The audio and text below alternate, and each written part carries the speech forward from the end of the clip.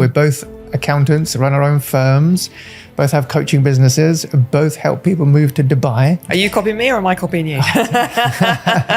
It's collaboration over competition, isn't it? He came to me and said, I want to do 4-day week. I want to have Wednesdays off. I was like, it doesn't affect the clients and it doesn't affect the team and it doesn't affect me, no issues. Obviously, you can't necessarily always do everything to keep everyone happy, but if you are seen to be trying to at least accommodate individual people's goals within what you're doing, I think that will help you retain people. Definitely. In the early years, I panic hired and there was no thought process behind it. I just needed people. So I made many bad hiring decisions that were just giving people a chance. For example, I'll give this person a chance. They want a job. And the minute you can get people to take work off of you, like everything changes. Absolutely. Jeri, hi. Hi. So we're here in Dubai. We are. We meet more here than we do in the town that we live in, which is Fareham, isn't it? Yes. Even though we have children at the same school. Absolutely, we live down the road. We still see each other here more. Exactly. It's uncanny how kind of similar our lives are, which is very random. We, like I say, we live in the same school. Kids town, Fareham. Kids go to the same school. We're both accountants, run our own firms, both have coaching businesses, both help people move to Dubai. Literally, we're doing the exact same thing. Very strange. Are you copying me or am I copying you? Who knows? Bit of both. So, and people will think, why on earth are you two sitting in front of each other recording a podcast? Surely you are competitors in every sense of the word, but we're not. It's there's enough work to go around for everybody. So much. It's collaboration over competition, isn't it? 100%. Yeah, and I say that all the time. Like for me, there is so much work to go around. I mean, you and I, it's never been a thought in my mind that like Reza does the same thing I do, like you're a competitor. I would never think like that. I always think we share ideas and we help each other, and like, why would we not? Because there's more work for me and you. There's too much work for me and you. Like we could, so it would never be an issue. Absolutely. So Jeri, what I thought we'd do today in this session is to talk more about the team that we have, our approach to people, to managing people, to attracting people to work for us, to leading teams, because we're fortunate now that we have businesses that can operate virtually without us. We're here in Dubai. Our businesses are still operating back home. We're still growing the various businesses that we have. So I think it'd be useful just to share our journey, which hopefully will be of use to others in terms of, we've done the mistakes, we've done things the wrong way, we've hired wrong, we have made lots of mistakes. So I think passing that down to others might be useful. So if we just begin with to get a picture of what does your team look like at the moment, and then we can just throw things between each other rather than it be a one-way conversation. We can just talk about each other's setups and then take it from there. Sure. So our team at the moment is quite lean, actually, intentionally so. We did have quite a few more people than we have now. And over the last couple of years, I've kind of reduced that down, or it's organically reduced down, and I haven't replaced people. And that's because really of AI and tech, or due to AI and tech. So we are investing a lot in AI and tech and trying to automate as much of the kind of manual stuff as possible. But I'm sure we'll probably touch on that later. But just in terms of the team that we have now, I replaced myself effectively with an operations manager who kind of oversees the team and the business in the UK. And then we have client managers who look after a portfolio of clients. And they also have a pod, so they'll have an accountant that works in their pod, and also they'll either have a bookkeeper or kind of a shared bookkeeper or accounts assistant at the bottom, and then we have an admin person. Right. Okay. And so what is that? So you've got operations manager, that's Sam, isn't it, at the top? And then how many pods have you got? 2 pods? 2 pods. We've just recruited a new client manager who we're just waiting to join. He's joining us in a month, 2 months maybe. He's on a 3-month notice period, so he's coming, so he's going to head up the second pod. So we are definitely a little bit too lean at the moment, which is we're muddling through, and the team are cracking on as they always do. They're amazing, but we're waiting for a couple of new people to start. One of those is the client manager. So 2 pods at the moment, and building a 3rd pod this year. Good. And so because you've got various businesses like I have, is there a crossover in terms of the people doing work for one or more businesses, or do you have a separate team working on, say, the AI coaching business and the Dubai business? What does that setup look like?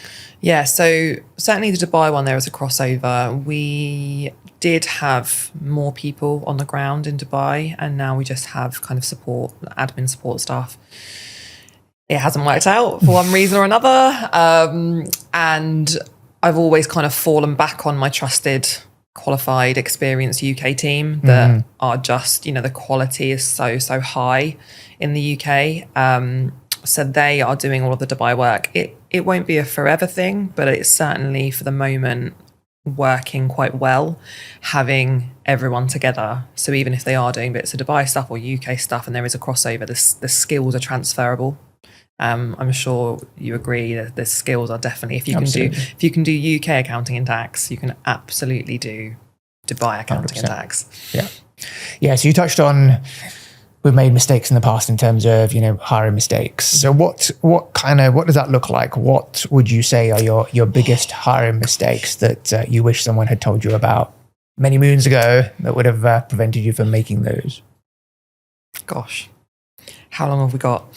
So I think in the early years, I panic hired and there was no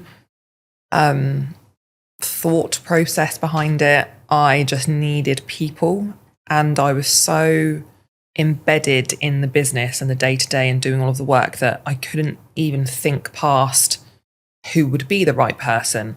So I made many bad hiring decisions that were just giving people a chance. For example, I'll give this person a chance. They want a job. And it was wrong for so many reasons. They weren't technically skilled. They weren't the right personality fit. They weren't at the level I needed them at. And they needed so much training that even dragged me down further. So I think once I hired someone who was a skilled, kind of qualified, experienced person that could do the work, I realized how beneficial that was to me, because they could take work off of me. And the minute you can get people to take work off of you, like, everything changes. Absolutely. You either have more time to do more meaningful stuff, or you have more free time, family time, whatever you want it to be. So I think panic hiring and just hiring at the wrong level, the wrong people, was definitely a big mistake I made lots of times. I'm still making bad hiring decisions now, though. I feel like I don't know if that's just me or it's just bad luck, but I feel like it seems like such a good idea, or I meet somebody who I think is an absolute great fit, and then it just doesn't work out. Yeah. So I don't know if that's ever going to stop. I don't know if there's ever going to be a perfect hiring process that's always going to work out, because people obviously have their own lives and they have their own agendas, and that may not always fit with your business and what you're doing. Yeah. But yeah, I don't know. So I don't know if it's me. Is it me? Are you still making bad hiring decisions? I guess so. I mean, well, funnily enough, I had a message yesterday from one of my senior managers who kind of heads up the Captain Division now, to say someone we just hired literally a month ago is not really working out, whereas on paper, the perfect candidate went through our whole process. And while we thought we had it down to a T in terms of, right, we know now, don't hire. I'm same as you, hired cheap in the past, because you think, right, okay, you don't really have much money, and therefore you think you just take someone in, an apprentice or someone junior, but that doesn't help you, because you end up having to spend time coaching them, overseeing them, babysitting them, and it means that you don't have time anyway, and then you add more work to your plate. So my best advice is, as soon as you can, hire someone that can actually come in and hit the ground running, take work off you, like you say, to then free you up to do the higher leverage stuff. And so, but this was someone that, fantastic on paper, really good personality fit, had interviews with 2 or 3 of our team as well. We've got core values, done all of that kind of stuff, hired on attitude, and on paper, straight A's, SEMA qualified, all the rest of it, but it's not working out. And after a month, he's wondering, what is she doing? And I've told her to do this, and it's still not happening. So that might have to be a termination. But I guess, it's never going to be perfect, and it's always going to be evolving. I think what I've learned is the importance of having the kind of core values in place, so you make sure that you are aligned at least on the culture, on core values, in terms of how you work rather than just looking at skill set. Yes. And then having at least a few touch points. So not just you interviewing, but getting some of the team to interview them to see how they would gel as well. So yeah, but there's always going to be some people that fall through the cracks, isn't there? Yeah. And we go again. Yeah, we've had the exact, just what you've mentioned there, exact same thing happened to us recently. And it's just, I kind of go, like, where did I go wrong with that? I can't. But also, I do think, interestingly, and you've said it as well then, is that the sooner that you realise that, it's better for all parties, the sooner that you realise. Whereas in the past, the mistakes I've made is kind of, I've given people a chance over and over and over again because I almost don't want to accept that all the effort we went to hire this person is for nothing. And that is absolutely not the right thing to do. And I've realised now we make decisions quicker because, you know, they say like hire fast, fire slow. Yeah, sorry, that's exactly what it is. Yeah. And that's so true because we honestly, when I look back at some of the people that, you know, it wasn't right for them. It wasn't right for us. It wasn't right for them. And it's actually the fair thing to do is to part ways. Absolutely. But you don't feel like you're being fair. You feel like being fair is giving this person a chance. And you know, it's like the LinkedIn post I put on the other day that you commented on about having high standards. And I think, and you mentioned as well, core values, and we're the exact same. We have really, really strong core values. We have very high standards. And it's not easy to work for Smooth. And I say this publicly and I say this in interviews. You know, I don't want to be misleading. Like, we're not an easy company to work for because we are a growing practice. We've got Dubai stuff going on, UK stuff going on, new clients flooding in. Like, it's not kind of what I was used to when I was employed, was kind of every day is very similar. You go to work, do your timesheet, you come home. Like, that's not what Smooth is. So and some of the people we're taking on are from that environment. They're from that kind of very samey, you know, environment, practice. And we're just not like that. So I think I try to be, you know, Sam even said to me in one interview, he was like, you're a little bit kind of off, like sort of trying to put them off. And I'm like, well, I do in a way, try and put people off a little bit in interview because I don't want to be like, you know, it's all like wonderful kind of skipping through meadows because Smooth is not necessarily an easy company to work for. But the flip side of that is the complete 100% flexibility on where people work, when they work, you know, and treating them like grown-ups, you know, enhanced pay and enhanced benefits and enhanced annual leave and all of the things that as an employer I possibly can give people. I want to do that. Yeah. But in exchange for that, people have got to work hard. You know, it's not easy working at Smooth. So we do have high standards and I think that is not for everyone. Yeah. And there are people that absolutely suit the 9 to 5 from the office, you know, limited flexibility, but they like that. They like that routine of very, very structured. But there are people like the team I have now who absolutely love that they manage their workload and their work day and they get to decide how and when they work. And that level of trust and maturity, they prefer that. That's what they want. You know, I've got people that start work at 7 every day because they want to leave early. Yeah. You know, I've got people that don't come in or don't start work till 10, 11 because they want to go to the gym every morning. I've got people who do a school run every day at 3 o'clock because that's what suits them. Like, you know, and you don't get that with a more of a structured environment. Yeah. So people have to decide what it is that's important to them and then try and get the job that matches that, I think. Absolutely. Yeah. Yeah, no, it's good that you're being honest about the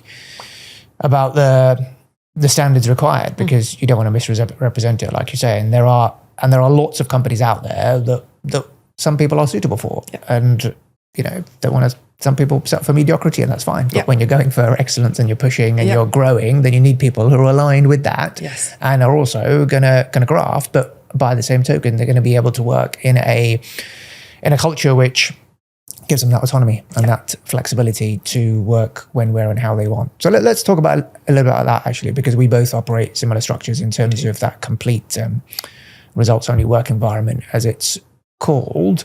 When did you first come across it, and what made you move across to that way of working? I came across it, I think, I saw it in some of the Facebook groups I was in. Some accountants were talking about it, and I was like, oh, what is this?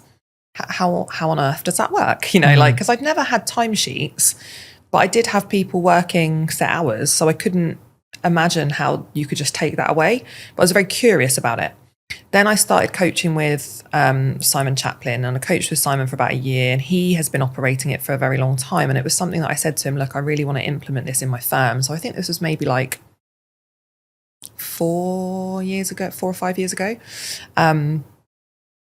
And he kind of helped me with how to get it to work, and it answered all the questions I had and the team had about how it would work. And we kind of built up to it for about 6 months, getting KPIs in place first.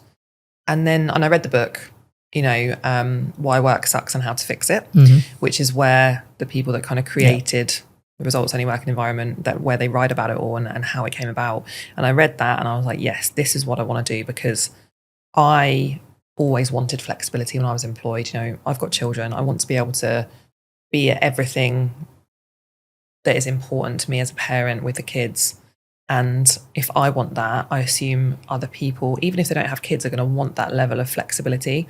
And I want to be able to offer that. So how can I make it happen? And yeah, that's what we did basically. We just started with that and built KPIs for about 6 months. Once we were happy that everyone understood the KPIs and how they were working, then we just did it. And we've never looked back. Absolutely. How long have you been doing it? Yeah, so I remember coming across it in 2018, I think it was. I read the book, similar sort of thing. And we were doing timesheets at the time. Yeah. And I know, shock horror. Gosh, I did not know you were an ex-timesheet. I was an ex-timesheet. And funny thing is, when I bought the practice back in 2008, there were no timesheets. I was the one who introduced them. You introduced them. Yeah. Wow. Mr. Anti-timesheet. I'll forgive you, it's fine. Yeah. But I'd come from PwC where you did timesheets. So it's the thing to do, because that's what the big firms do. And that's, you know, the right thing to do. And then I came across that book and I thought, what have I been doing? And in 2018, I thought, right, yeah, this is definitely the way to go. And what I had to do before I implemented it, because I knew because it's not just about completely getting rid of all the rules, but it's all about making sure you've got the right people on board as well. So that gave me a chance to actually assess. Yeah. I've got a couple of people here that are not a culture fit. We haven't really done anything about it. We're just tolerating them. Yep. And even though they're good at what they do, they're a bit toxic to the work environment. Yep. So I thought, before I do this, I need to make the hard decisions and get rid of 2 people. And in the start of 2019, I believe we implemented it, or the end of 2018, something like that. So this was pre-pandemic. Yeah. So it was quite alien concept that you just get rid of timesheets, you get rid of working hours, and so you work when, where, and how you want, as long as the work gets done. Yeah. And people think that, oh my God, didn't everyone just like stop working and start at midnight and finish at 5 p.m., you know? People think the whole team just gets up and walks out. Exactly. And it's moved to the Bahamas and start working from there. Yeah. It doesn't happen. No. In fact, my team were, people are like rules and they like some sort of rigidity. Structure, so they just said, oh, what we're going to do is, because they said, well, work means we need to have somebody manning the phones between usual working hours, 9 to 5 for our clients. So there were some people who like to work early. So they said, I'm going to start at 7 and leave at 2, and I'll, start a bit later and finish later. So we have cover for the phones and things like that. So they just slightly adjusted to suit their ways of working. Yeah. So it doesn't happen that everyone just completely leaves the office. And we still have an office then. It was pre-pandemic, so it was used to people coming to the office, and it just meant people skip the traffic in the morning. They didn't have to sit there for an hour, so they could come in at 10. And that definitely helped to boost morale. And then slowly, as the pandemic hit, everybody went home, and then most people haven't come back, so they're still at home. Yeah. But it's fine, because now it's not about presenteeism. It's not about clocking hours on a timesheet. It's about, what are you producing? What's your output? What's your responsibility? Because anyone can make up hours on a timesheet, but you can't make up work. So measure the work rather than the time on the timesheet. Yeah. So that was sort of 2018, 2019. And I looked back, and it is I find when I am interviewing, it's a common thing that you hear candidates saying that I don't like the micromanagement. We have to come to the office even though there's no point us being there. And these are like not junior people. These are senior people who you should be able to trust, because they're doing a lot for you. So someone we recently hired came from a regional firm, and managing a portfolio of like 300,000, Yeah. but we're still told, no, you need to come to the office. You need to show an example for the juniors. And so they're basically driving out really good people Yep. that otherwise are, doing a lot of work and kind of managing the practice for them. So it definitely helps to attract the best talent, having a culture where you're more focused on the work rather than the time. 100% it does. I mean, we've just interviewed someone recently, and she's doing 8 till 6 from the office with no flexibility. Wow. And she's super senior, and it is just absolutely wild to me that even exists. Like, I can't believe it. And we're getting these people approaching us. It's not coming from recruiters, it's coming from people going, I've seen what you're doing and I would absolutely love to work for your company. Like, they're, and like you say, they're driving out these incredible people. Absolutely. Which is just crazy to me. Yeah. And if you think about it, I mean, our biggest constraint, so I mean, we both run groups of accountants, and I constantly hear from people that the one big problem is, how do we win clients, right? Yeah. And the second one is, how do we get good people? Yeah. So really, they're just two big problems that we have. They are, right? yeah. How do we get clients, and how do we get good people? Yeah. And the solution to both is kind of marketing, right? So Yes. you need to be good at marketing for your clients, getting new clients, and good at marketing to get good people. Yeah. Marketing to get good people is about talking about your culture and how you are, and being inviting, and kind of thinking about what are the motivations of good candidates. What do they want? What are their problems? What are they, what makes them want to come and work for an employer? What motivates them? And if you can understand that psyche of a good candidate, then you can absolutely build that culture that's inviting, that's attractive, that you get people reach out to you to say, I want to come and work for you, because they see what it's like to come and work at your place compared to where they are now.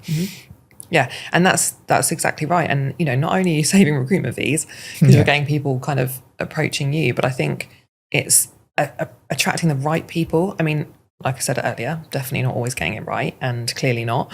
But I think that it can be a bit of a shock to someone coming from a rigid timesheet 9 to 5 to a results-based working pattern. And it takes a little bit of time of getting used to it, because it's not about, well, I've done my hours today, so I'm off. Absolutely. It's not. And to try and get someone to understand that, like, it ebbs and flows. Obviously we're accountants, we have peaks and troughs in the year.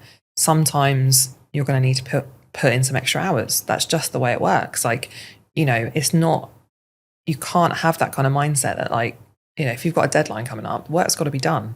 You've got to hit your KPIs. And if you're going to have a 2-week holiday, you've got to plan ahead, because you still got to hit your KPI. And that can be hard for people.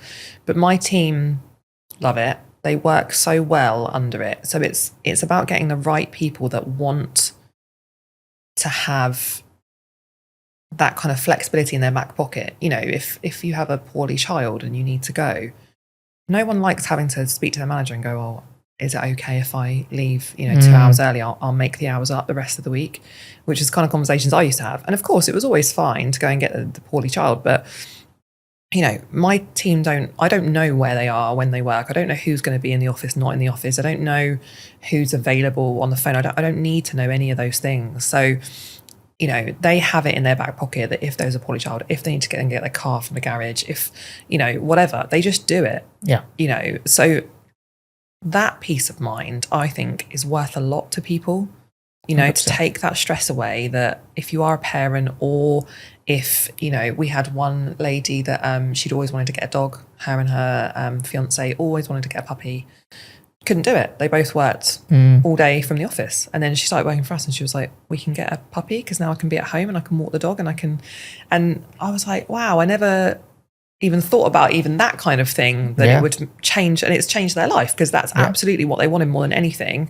And they absolutely adore their puppy. And, I was like, wow, just by having this flexibility, you can make that kind of move as well. So I think it can be a shock, but once people get used to it, they realize the huge benefits that come with this complete flexibility. Exactly. Because I don't think people always believe us that when we say complete flexibility, we mean as long as, we have the kind of, like you commented on my LinkedIn post, the few rules, but the high standards. And that's exactly what it is. Like, obviously we are still open 9 to 5, Yeah. Clients don't know any different. No.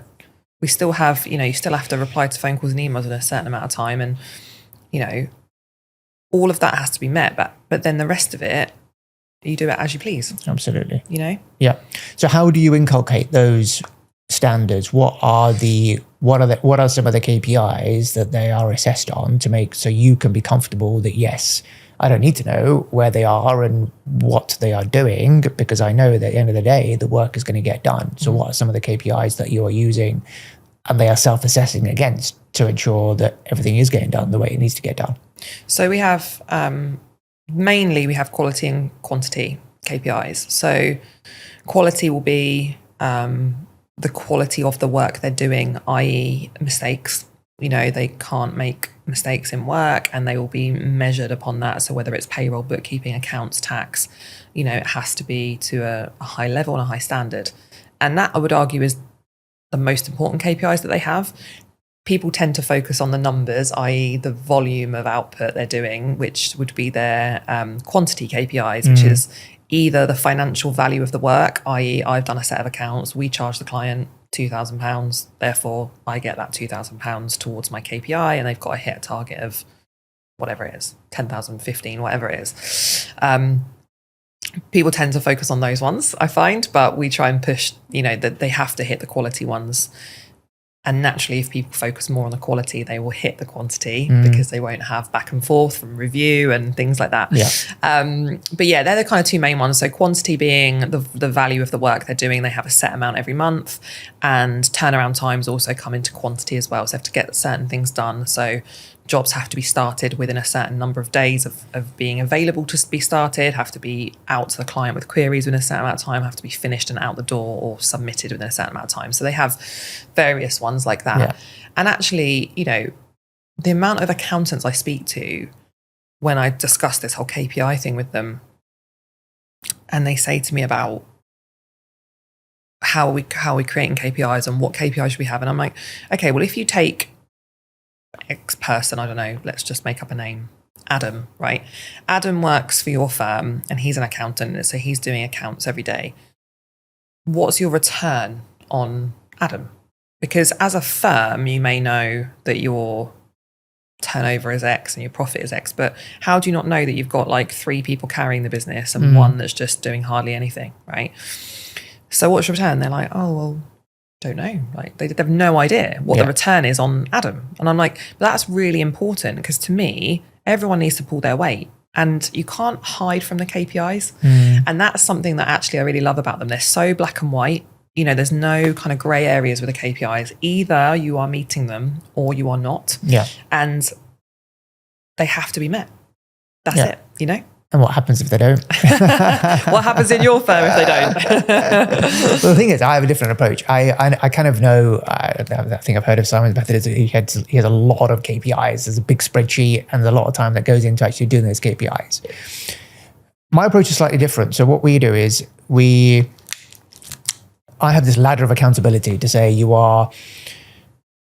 as a manager, senior manager, you are first and foremost responsible to the client.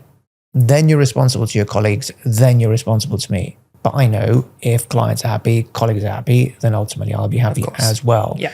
So for me, it's about, because I built quite a top-heavy team. And therefore so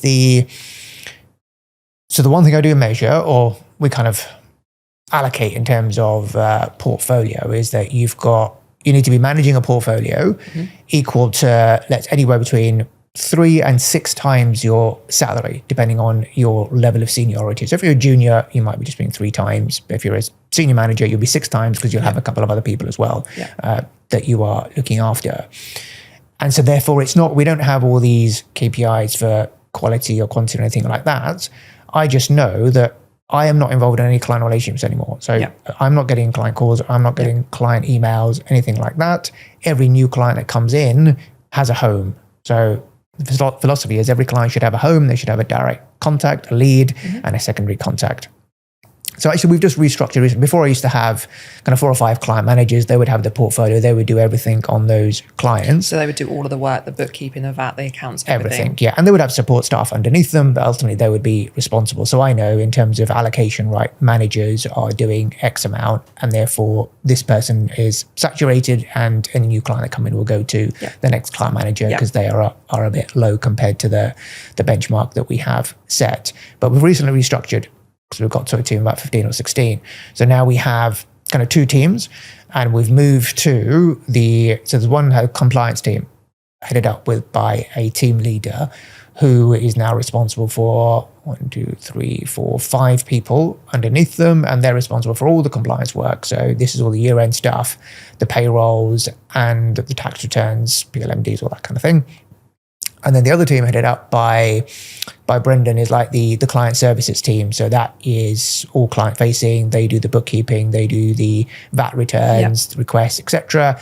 And then the year-end work gets passed on. So it's kind of going back to quite a traditional model. Yes, it is, yeah. But actually it suits the skill set that I have. So I have some people who are really senior and have been doing year-end accounts for like 40 years, and they're very good at that, and they're very good at tax returns. Yes. And therefore it just made sense for us, with the skill sets that I had, to have a separate compliance team and then build a business services, client services team for the new growth that we are getting in terms of the new clients. And that seems to be working well. Yeah. But there are no, and then in terms of the numbers that I look at, I will have, for every quarter, I'll have a different KPI based upon what we as a team need to work on. Yes. So if, for example, if it is like this season, it could be number of Google reviews and say turnaround time, if we need to work on our turnaround times. And that we will measure every month, and it's brought up in a team meeting, and we're constantly looking at it, and if whatever gets measured gets managed, right? So it'll be a team-wide KPI as opposed to individual KPIs. But my senior managers are responsible for performance of the juniors. So they're the ones that need to make sure that the output they're getting from the juniors is what's necessary and what is expected of someone at that level, because they are the ones who are assessed on kind of the return on their team now. So their salary plus the salary of everyone underneath them, you need to be delivering 4, 5, 6 times based upon where you are. So I've got I've created a team and pay matrix. So different levels, what the expectations are, and what the pay scale is. So they know, okay, I'm here at the moment, I'm a team leader. If I want to get to associate director, this is what I need to be doing. These are the output targets I need to be hitting. So kind of moving to that model, it's a lot more transparent. Yes. Because when you start hiring now at more senior people, they're coming in with high salaries, and you've got to reassess everybody, and therefore it just makes sense to make everything transparent, to say, well, look, this person is getting this because that's what they're doing, and if you want it, then you need to be hitting X, Y, and Z. And I think that's really, really important, the clarity piece. The team can see exactly what level they're at, what's expected of them, and if they want to move up, what they need to be doing. And I think that's so important, because years ago I never really had that. I never had, and it's not about having a real structure. It's not about having, I don't like kind of a real rigid structure, but what I think is important is just clarity over what's expected. 100%. If someone joins us or my existing team, kind of, this is what I expect of you, in exchange for your salary, right? And the next person up, or the next level up, is getting paid X amount, and this is what is expected of them. So if you can demonstrate to me that you can do that, then absolutely we can have a conversation. It's very black and white. It's not kind of, there's no favoritism. It's literally, this is what is happening, and where you need, if you want, and if you don't want to move up, then you stay where you are, and that's fine. And actually I also have a tax department now, which I forgot to mention earlier. So interesting, it jogged my memory because of what you just said about the fact that you've changed things slightly. And I think it's really important, to have an open mind. I think you and I, as much as we kind of preach no timesheets and flexible working and stuff, the reason that we run our firms the way we do is because we've always had an open mind, and I'm interested in better ways of doing things all the time. I don't have all the answers, and just because one thing worked for my firm doesn't mean it has to stay that way. Just because, I've always done these KPIs, so therefore, we only measure stuff that isn't needs to be improved in a firm. I don't measure stuff for the sake of it. So there's absolutely nothing that gets measured that we're doing really well at, because what is the point of that? I'm not, it's just absolute waste of time. So like, for example, we've just created a tax team or tax department. It's only one person at the moment, but we never had anybody that just did tax returns, P11Ds, tax reports.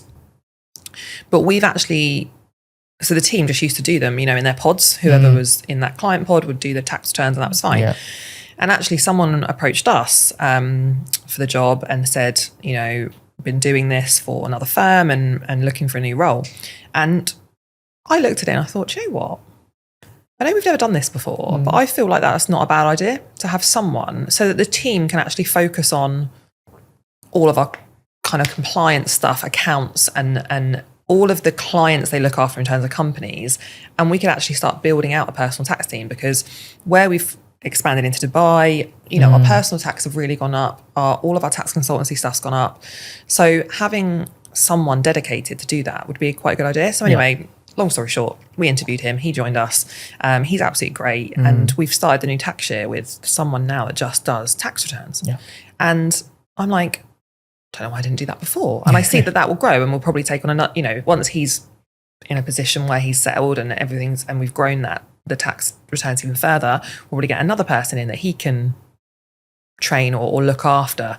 But it's about having an open mind, because when I suggested this to my manager, he was like, okay, interesting. We've not done that before. Can we afford it? And all the usual conversations about the budget and does it fit and stuff. And I'm like, well, it's different, and I absolutely can say that we can afford it, because I know how much we bill in tax reports, tax returns, and P11Ds. And I know that we can make a good return on one dedicated person doing that. And I know that they'd easily be able to do what we have, so we can still top them up. So I can see that it does work. But if we just looked at the figures in isolation, no, we don't have the budget for a random additional person that we had never considered needing.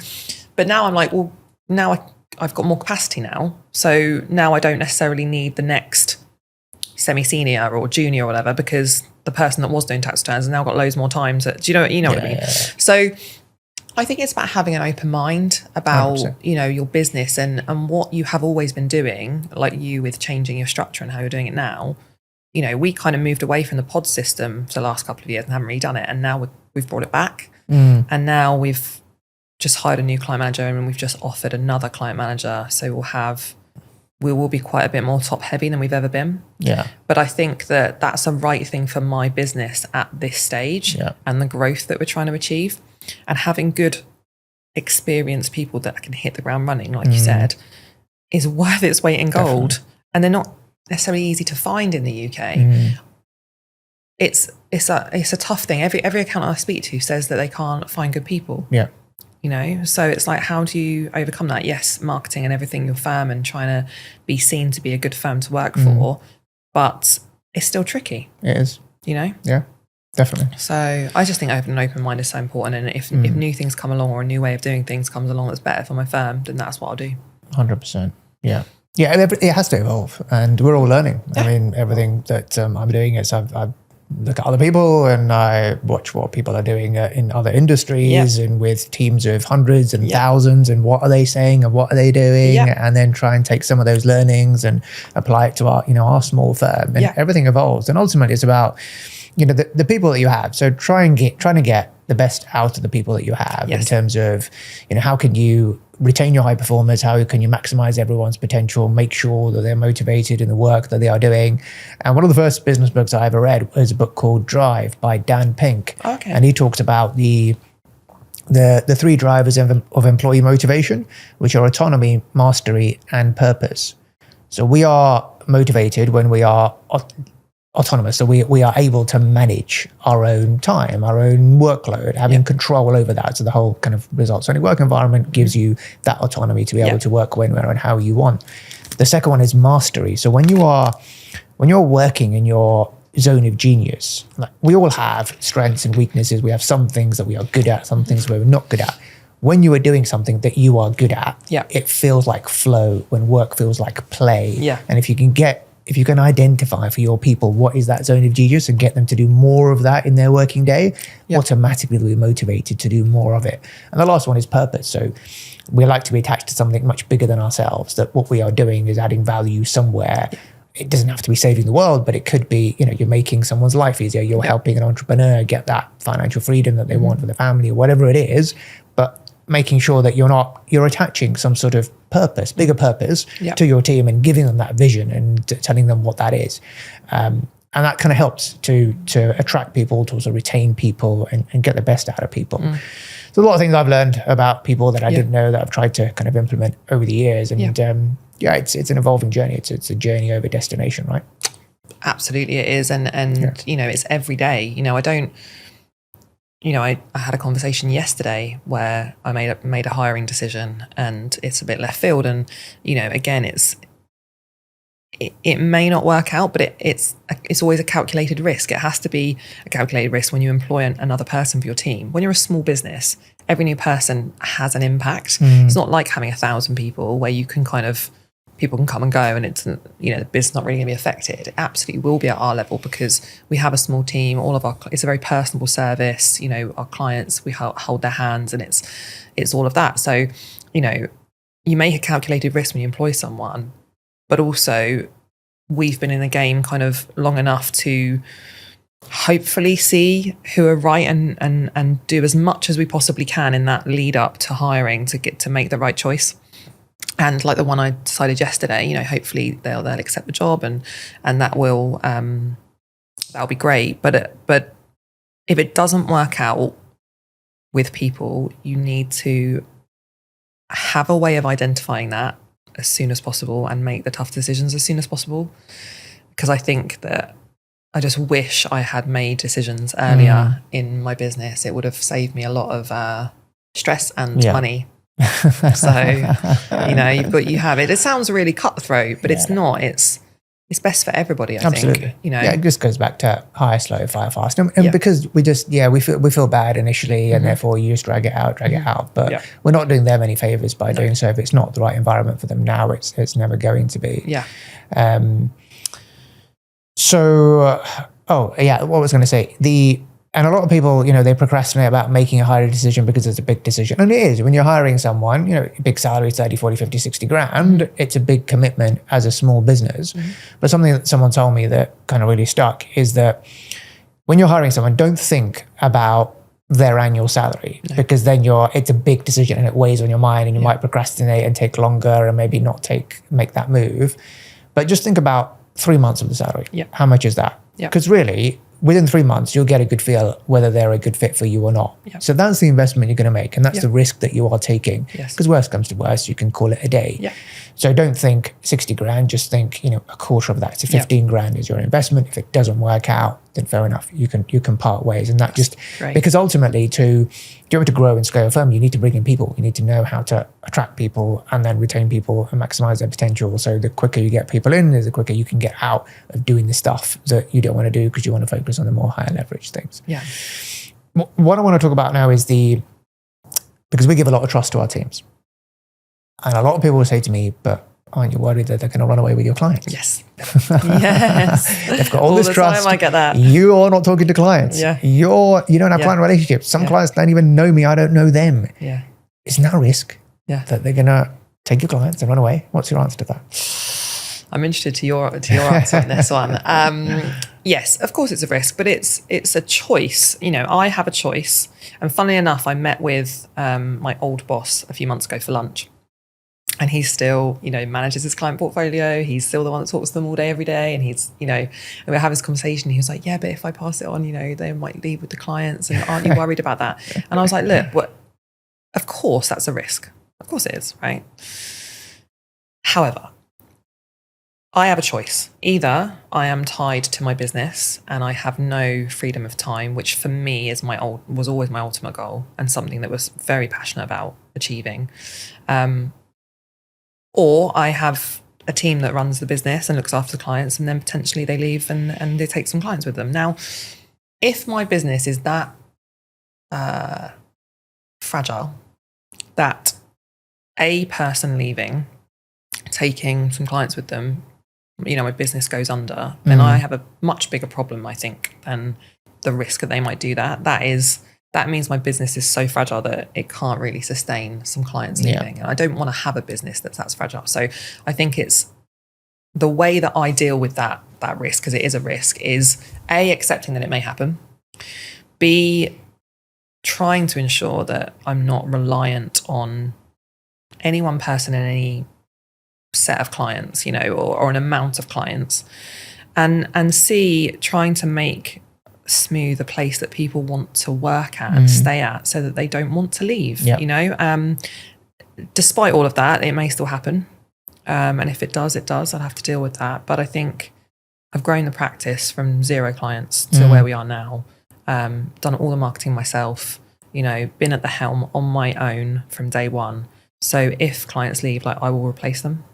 Yeah, exactly. So you and I have always gone on and on and on about marketing and how, and we are not marketers, we are accountants, but we have learnt as much as we possibly can about marketing. We have absorbed as much information we can about marketing, and we have dedicated our time to marketing our practices in one way or another. And because of that, we have a steady stream of leads coming in all the time, right? And when you've got a steady stream of leads coming in, you can cope with pretty much anything. Yeah. And that's what I always say. I'm not worried about anything really. I would be worried if I lost my pipeline. Absolutely. That would be my worry. Yeah. Not people leaving, taking clients and stuff. So yeah, bit of a long-winded answer, but that's kind of how I feel about that. Absolutely. What about you? Yeah, I'm going to answer that, but just because you made that point about marketing, it's so true. It's like, I call it the big domino. Like, that is the number one problem. If you can knock down that big domino of getting that pipeline, that steady stream of inquiries without relying on referrals, all your other problems go away. So all the problems that you have in your practice about not having enough time, or everyone being overworked and not getting enough profit, or not having enough cash flow, it's all solved if you can knock down that big domino 100%. Of having that steady stream of clients. Because we have a fantastic business model. Let's face it. Yeah, of course we do. We've got, what we do is a legal requirement for most businesses. Yeah. When they come in, as long as you don't make a pig's ear of it, they're not going to leave. No. So you've got clients that will come in and stay with you for years.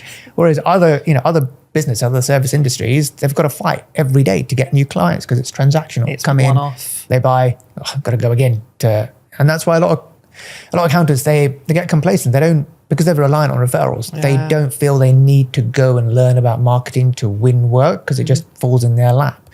But soon they realize that actually, I've taken all these clients. I don't want these clients. I want other type of clients. And they try and raise their prices because they realize they need to build a team. And then, they're in the stick. So definitely echo the advice there. Go and learn marketing because it solves a lot of problems. In terms of the risk of, people leaving because of all the trust we give them. Being a business is a risk. It's a risk if you do, it's a risk if you don't. So the risk, yes, there is a risk that they might leave, but there's also a risk that if you don't do that, then you can't build and scale and grow the business that you want to give you the life that you want. And we all got into business to create a life for ourselves, whether it be time freedom, financial freedom, whatever it is. It was ultimately for some kind of freedom. And you're not going to get that freedom if you have all client relationships and everyone is calling you on your mobile and you're getting all the client relationship emails and you're having to do all the meetings and you're the one that when you're on a holiday and something goes wrong, it falls on your lap and you've got to sort it out. So both are a risk. It's your choice which one to take. And in my view, it's more of a risk not to than it is to allow them to build those client relationships. And my view is that if you can create a vision and a goal which allows your team's goals to fit within the bigger goals of what you want to achieve in terms of how you articulate your vision of where you want to take your practice, then there's no reason why you can't attract the best talent because their goals, and so knowing what their goals are, where they want to get to, and allowing them to fulfill that within your wider goals, then if they can achieve everything that they want to and what they're motivated by within your wider goals, then hopefully the chances of them leaving is a lot less. Yeah. Of course it is. And it's like my top manager, he came to me a couple of months ago and said, and I've always known with him anyway, that his kind of goal is time. So it's not money. Yeah. I mean, he's paid very well, but he's got 2 very young daughters. And so for him, and he says it frequently is time. And he came to me and said, I want to do 4-day week. I want to have Wednesdays off. I was like, it doesn't affect the clients and it doesn't affect the team and it doesn't affect me. Yeah. No issues. He started doing that now. So, it's only very recently started, and we've had a few teething problems, and we are short-staffed. So it's not working as perfectly as it will. But the fact that I'm able to give him that is massive. Yeah. Because there's not many firms that would give their top manager a 4-day week. Yeah. But it's not about, for him, it shouldn't be, but we're short-staffed. But if we weren't short-staffed, it's not about for him having a volume of work. It's about him having responsibility, and responsibility should be able to be done from anywhere, absolutely, at any time. And then that is what we've been aiming for with him, and are getting closer and closer to all the time. So I agree with you. Try and fit their goals within your goals. Yeah. And it always starts with mine because it's my business. So my goals ultimately drive what we're doing with Smooth. So I have my own goals over here. And then it's like, right, how can we get Smooth to achieve that? And then everybody within Smooth, they all have their own agendas and their own lives and what they're trying to achieve. So how can I make them happy? Obviously, you can't necessarily always do everything to keep everyone happy. But if you are seen to be trying to at least accommodate individual people's goals within what you're doing, I think that will help you retain people. Definitely. And again, going back to the kind of the mastery and purpose point, that when your team have direct relationship with clients and when they are kind of owning those client relationships, they get a lot of satisfaction and motivation out of doing that because they're now responsible. They feel more responsible to the clients than they do to them. They would never let a client down. They might let you down. They're not going to let a client down. And that in itself, when they get the thanks from the client and they're building a client relationship, that is motivating for them. And that's a huge driver in terms of allowing your best people to flourish and getting the best out of them, because they want to get better in what they're doing and they feel they're adding value. And most accountants are wired like that. Good people, accountants, they want to help clients, they want to help them understand the numbers and look after the business and be there and answer them promptly, all that kind of thing. So you're actually allowing them to to flourish and be motivated in giving them access to that client relationship and letting them own it. So overall, I think it, the pros outweigh the cons. Everything is a risk. It's your choice which risk to take. Jeri, we have covered a lot of ground. I'm sure we could talk for another hour, but I have just had the sign that we only have 2 minutes left, so we need to bring it to an end. Any final words that you want to add around any advice on people, or even general advice on what would you say is your best advice to a practice owner? Your one piece of advice based on how long has it been for you now? 10 years of running your firm? 9, yeah. 9 years. Coming up. So if a practice owner came to you, just give me one piece of advice, Jeri, what would that be? It's probably going to be similar to yours, but marketing above everything else. Everything else you can do. You're an accountant, you can do it in your sleep, right? Marketing, you are not doing enough. I guarantee you, no matter how much you are doing, you are not doing enough. I'm not doing enough, and I do it every day. And I said this the other day on LinkedIn, I literally do marketing from the minute I open my eyes. I'm doing stuff, but I'm still not doing enough. You're not doing enough. So get your marketing right, get your pipeline sorted. And like you said earlier, everything else will fall into place. You can cope with any problem. Definitely. Great advice. Yeah, and what I say is just invest in yourself as a business owner. Go and learn. Like, we don't know it all. I don't know it all. I'm still learning. I'm still listening to podcasts. I'm still reading books, trying to find out what other people that have trodden the path before me have done, because it's a shortcut. Yeah. So when you're listening to stuff like this and you're reading the books and you're going on the courses and joining the academies, that's the shortcut. Yeah. And that's something that I wish I did a lot sooner, because I wouldn't have wasted a lot of time and money doing the wrong things. Yeah, absolutely. I definitely agree with that. I'm always investing in myself. I always have and I always will. I think it's super important. Absolutely. Jeri, thank you very much for your time. Thank you for having me. Safe journey back.